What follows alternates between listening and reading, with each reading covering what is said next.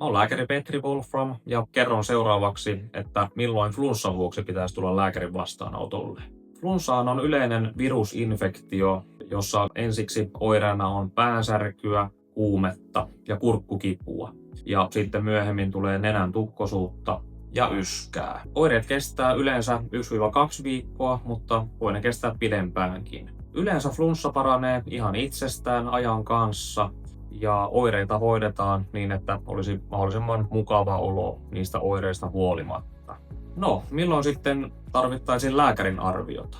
Jos oireet pitkittyy esimerkiksi yli 3 viikkoa kestäviksi tai jos ne oireet hankaloituu merkittävästi. Jos on tarve sairauspoissaolo todistukselle. Jos on esimerkiksi nenän tukkoisuuden tai muun oireen vuoksi tarpeen tehostaa oirelääkitystä. Tai jos esiintyy yli viikon kestävää voimakasta särkyä poskipäillä, otsalla tai ylähampaissa. Tai jos on voimakasta korvasärkyä, joka ei hellitä kipulääkkeillä. Tai jos tulee hengitysvaikeutta, nielemisvaikeutta tai voimakasta uupumusta. Näissä tilanteissa tervetuloa vastaanotolle. Katsotaan tässä helpotusta tilanteeseen yhdessä.